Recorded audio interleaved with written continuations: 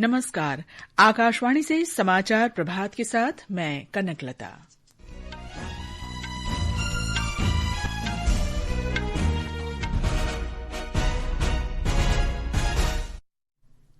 प्रधानमंत्री नरेंद्र मोदी आज गुजरात के भावनगर में समुद्र से समृद्धि कार्यक्रम में भाग लेंगे। 34,000 करोड़ रुपए से अधिक की विकास परियोजनाओं का शुभारंभ करेंगे। प्रधानमंत्री मुंबई में इंदिरा डॉक पर अंतर्राष्ट्रीय क्रूज टर्मिनल का भी उद्घाटन करेंगे। सऊदी अरब और पाकिस्तान के बीच रक्षा समझौते के बाद भारत ने सऊदी अरब से द्विपक्षीय संबंधों में आपसी हित और संवेदनशीलता का ध्यान रखने की अपील की। भारत ने ईरान में फर्जी नौकरी के प्रस्तावों को लेकर लोगों को सतर्क किया।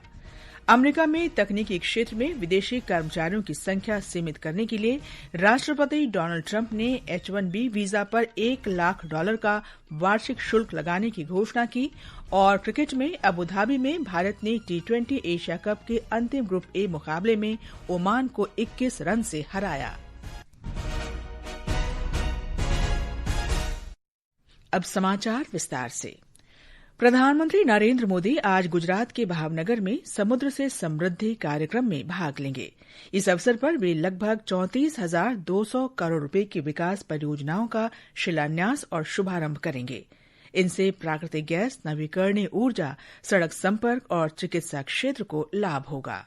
आज शुरू की जाने वाली परियोजनाओं में अकेले समुद्र क्षेत्र की परियोजनाओं का मूल्य 7,800 करोड़ से अधिक है। इनमें मुंबई में एक नया क्रूज टर्मिनल, कोलकाता और पारादीप जैसे प्रमुख बंदरगाहों पर नई कंटेनर सुविधाएं और कंडला के दीनदयाल बंदरगाह पर ग्रीन बायो मेथेनॉल प्लांट जैसी प्रमुख परियोजनाएं शामिल है। इसके अलावा प्रधानमंत्री गुजरात के लिए 26,300 करोड़ से अधिक की कई नई परियोजनाओं का शुभारंभ करेंगे, जिनमें छारा बंदरगाह पर LNG टर्मिनल से नए ऊर्जा संयंत्र और 70 किलोमीटर के राष्ट्रीय राजमार्ग की 4 मार्गीय परियोजना शामिल है। प्रधानमंत्री कच्छ के पूरी तरह से सौर ऊर्जा संचालित धोरडो गांव का वर्चुअल माध्यम से लोकार्पण भी करेंगे। अपनी यात्रा के दौरान प्रधानमंत्री लोथल स्थित राष्ट्रीय समुद्री विरासत परिसर का भी दौरा करेंगे। इसके अलावा प्रधानमंत्री धोलेरा औद्योगिक शहर का हवाई सर्वेक्षण भी करेंगे। अपर्णा खूंट, आकाशवाणी समाचार, अहमदाबाद।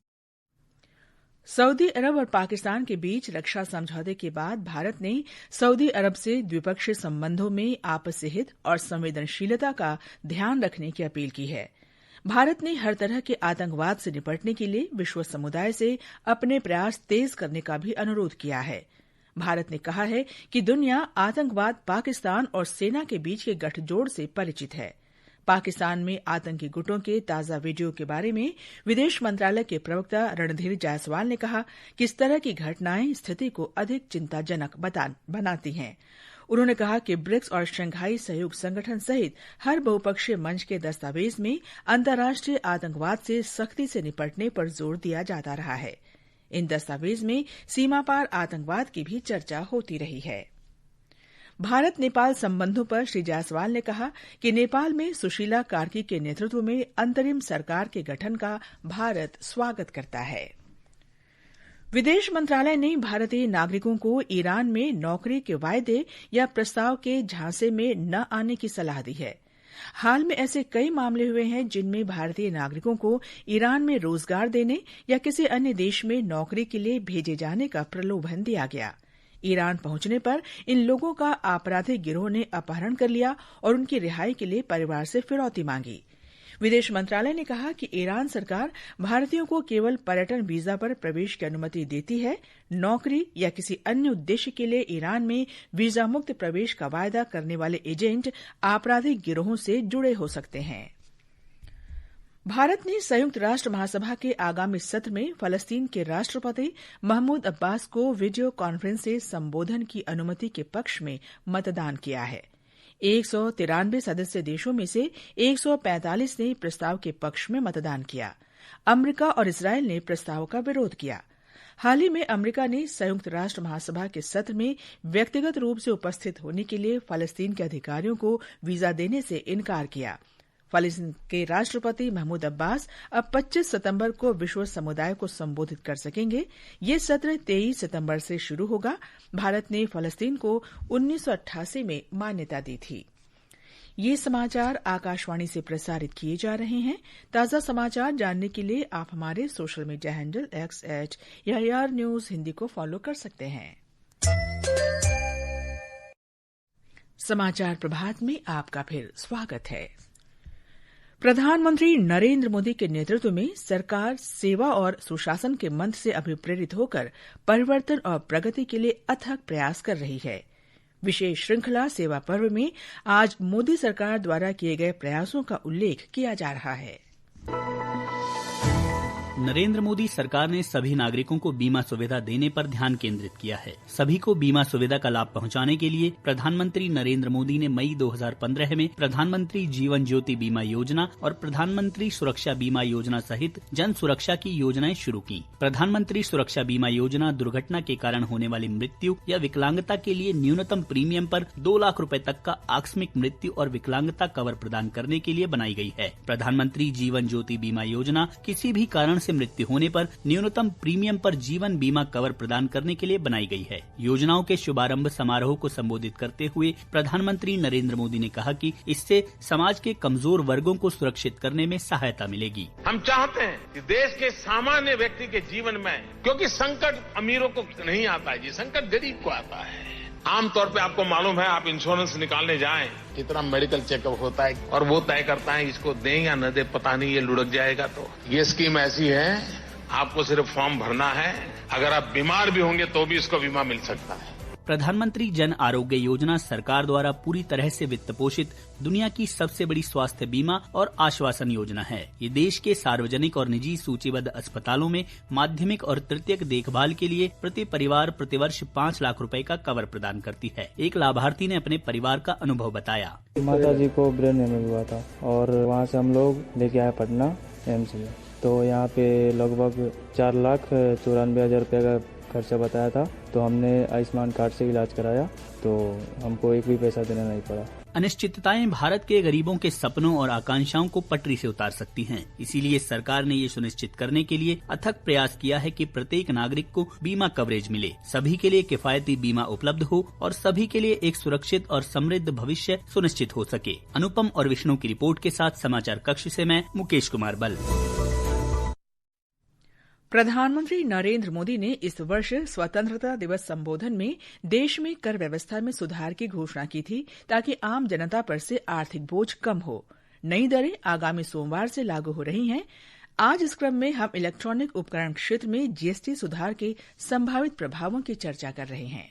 सरकार ने घरेलू इलेक्ट्रॉनिक सामानों पर जीएसटी की दरों में कटौती करके इलेक्ट्रॉनिक्स उद्योग को बड़ी राहत दी है। एयर कंडीशनर और डिश वॉशर जैसी वस्तुओं पर कर की दर को 28% से घटाकर 18% कर दिया गया है। वहीं टेलीविजन और गैर टीवी मॉनिटर पर भी जीएसटी दरों को घटाकर 18% कर दिया गया है, जो पहले 28% के टैक्स स्लैब में आती थी। करों में की गई कटौती से बाजार में इन उत्पादों की मांग में वृद्धि होने की उम्मीद है। आकाशवाणी समाचार से बातचीत में दिल्ली की शुभानंद मिश्रा ने इन सुधारों का स्वागत किया है। एसी और टीवी पे जो जीएसटी रेट कम हुआ है, ये सरकार द्वारा किया गया एक सराहनीय निर्णय है। ये बदलाव विशेष रूप में मिडिल क्लास लोगों के लिए काफी राहतकारी है। इस टैक्स कटौती से एसी और टीवी की कीमत इतनी कम होगी जिससे आम नागरिकों पर आर्थिक बोझ घटेगा। यह निर्णय जनहित के लिए एक सकारात्मक कदम है। त्योहारों के सीजन से पहले इन सुधारों से एसी और टीवी जैसी इलेक्ट्रॉनिक उत्पादों की मांग बढ़ने की उम्मीद है। नए कर सुधार इस सोमवार से लागू होंगे। नितिका गुप्ता के साथ शिवांग मिश्रा, आकाशवाणी समाचार, दिल्ली। आकाशवाणी से आज शाम 6:30 बजे प्रसारित फोन इन कार्यक्रम मार्केट मंत्र में अगली पीढ़ी के जीएसटी सुधारों पर चर्चा की जाएगी। इसमें वित्त मंत्रालय के अधिकारी और आर्थिक विश्लेषक शामिल होंगे। कार्यक्रम के दौरान श्रोता विशेषज्ञों से जीएसटी से संबंधित प्रश्न पूछ सकते हैं। भारत एक बार फिर विश्व डाक संघ की प्रशासनिक परिषद का सदस्य चुन लिया गया है। संचार मंत्रालय ने कहा कि इससे भारतीय डाक व्यवस्था के सुधारों और डिजिटल पहलों में विश्व समुदाय के विश्वास का पता चलता है। भारत 1876 से ही विश्व डाक संघ का सदस्य है और अंतर्राष्ट्रीय डाक नेटवर्क को मजबूत बनाने के लिए लगातार प्रयासरत है। राष्ट्रपति द्रौपदी मुर्मू आज बिहार के दौरे पर रहेंगी। वे गयाजी में विष्णुपद मंदिर में पितरों के लिए पिंडदान करेंगी। गयाजी में इन दिनों विश्व प्रसिद्ध पितृपक्ष मेला चल रहा है। देश विदेश से बड़ी संख्या में श्रद्धालु यहां पिंडदान और तर्पण करने आ रहे हैं। प्रधानमंत्री नरेंद्र मोदी के 75वें जन्मदिन के उपलक्ष्य में राष्ट्रीय पुरस्कार विजेता फिल्म चलो जीते हैं देश के लाखों स्कूलों और लगभग 500 सिनेमाघरों में दिखाई जा रही है। ये फिल्म प्रधानमंत्री मोदी के बचपन की एक घटना से प्रेरित है। इस फिल्म में स्वामी विवेकानंद के दर्शन से प्रभावित होकर किशोर व नारू अपनी छोटी सी दुनिया में बदलाव लाने का प्रयास करता है। निर्वाचन आयोग ने स्पष्ट किया है कि कोई भी व्यक्ति ऑनलाइन किसी मतदाता का नाम सूची से नहीं हटा सकता। आयोग ने कहा कि कर्नाटक के अलंद में किसी भी मतदाता का नाम गलत तरीके से नहीं हटाया गया है। आयोग ने बताया कि 2023 में नाम हटाने के संदिग्ध प्रयास के विरुद्ध प्राथमिकी दर्ज की गई थी। आयोग के अनुसार अलंद में नाम हटाने के लिए 6018 आवेदन प्राप्त हुए थे, जिनमें से केवल 24 ही सही पाए गए। जम्मू संभाग में लगातार बारिश और जलभराव के कारण रद्द की गई कई रेलगाड़ियां कल से फिर चलेंगी। उत्तर रेलवे के अनुसार जम्मू तवी वाराणसी, जम्मू तवी हावड़ा और जम्मू तवी पटना रेलगाड़ियां कल से फिर चलेंगी। श्री माता वैष्णो देवी कटरा डॉक्टर अंबेडकर नगर रेलगाड़ी सोमवार से चलेगी। अमेरिका के राष्ट्रपति डोनाल्ड ट्रंप ने तकनीकी क्षेत्र में विदेशियों की संख्या सीमित करने के लिए H-1B वीजा पर $1 लाख का वार्षिक शुल्क लगाने की घोषणा की है। इससे ऐसे वीजा पर दूसरे देशों से कर्मियों को लाने की इच्छुक कंपनियों को हर साल प्रति वीजा $1 लाख का भुगतान करना होगा। अमेरिकी राष्ट्रपति कार्यालय के अनुसार इसका उद्देश्य ये सुनिश्चित करना है कि कंपनी जिन कर्मचारियों को लाना चाह रही है वे वास्तव में अत्यधिक कुशल हैं और अमेरिकी कर्मचारी उनका स्थान नहीं ले सकते। एशिया कप क्रिकेट में भारत ने अपने अंतिम ग्रुप ए मैच में कल ओमान को 21 रन से हरा दिया। अबुधाबी में पहले बल्लेबाजी करते हुए भारत ने 20 ओवर में 8 विकेट पर 188 रन बनाए।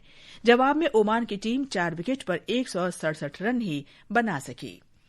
महिला क्रिकेट में 3 मैचों की श्रृंखला के तीसरे और अंतिम एक दिवसीय मैच में आज दिल्ली में भारत का मुकाबला ऑस्ट्रेलिया से होगा। ये मैच दोपहर 1:30 बजे शुरू होगा। ये समाचार हमारी वेबसाइट www.newsonair.gov.in और हमारे न्यूज ऑन एआईआर ऐप पर भी उपलब्ध हैं। अब आज के समाचार पत्रों की सुर्खियों के साथ हैं प्रियंका अरोड़ा। धन्यवाद कनक। दिल्ली विश्वविद्यालय छात्र संघ चुनाव में एबीवीपी की जीत कई अखबारों की पहली सुर्खी है। अमर उजाला लिखता है डूसू चुनाव में एबीवीपी का फिर परचम, 3 सीटों पर मिली जीत। दिल्ली मेट्रो में रियायती पास का वादा, जीत में तुरुप का इक्का हुआ साबित। पंजाब केसरी की भी ऐसी ही सुर्खी है। देशबंधु का शीर्षक है चुनाव आयोग ने लापता राजनीतिक दलों पर कसा शिकंजा, 474 और दलों को सूची से हटाया। लोक सत्य लिखता है 6 साल से चुनाव न लड़ने पर 474 पार्टियां डी लिस्ट। दिल्ली को मिला 57,362 करोड़ रुपए का मास्टर प्लान, राष्ट्रीय राजधानी को जल भराव और ड्रेनेज की समस्या से दिलाएगा निजात, राष्ट्रीय सहारा की प्रमुख खबर है। हिन्दुस्तान ने इस मौके पर शहरी कार्य मंत्री मनोहर लाल की घोषणा दी है, पाकिस्तान जा रहा पानी दिल्ली वालों को मिलेगा। मणिपुर में सुरक्षा बलों के वाहन पर हमले में 2 जवानों के शहीद होने की खबर जनसत्ता, अमर उजाला और पंजाब केसरी ने पहले पन्ने पर दी है। मणिपुर में बाहर के लोग नहीं खरीद पाएंगे जमीन, दैनिक ट्रिब्यून और राष्ट्रीय सहारा में है। हिमाचल के स्कूलों में मोबाइल के उपयोग पर प्रतिबंध की खबर देशबंधु और दैनिक ट्रिब्यून ने प्रकाशित की है। अंत में मुख्य समाचार एक बार फिर। प्रधानमंत्री नरेंद्र मोदी आज गुजरात के भावनगर में समुद्र से समृद्धि कार्यक्रम में भाग लेंगे।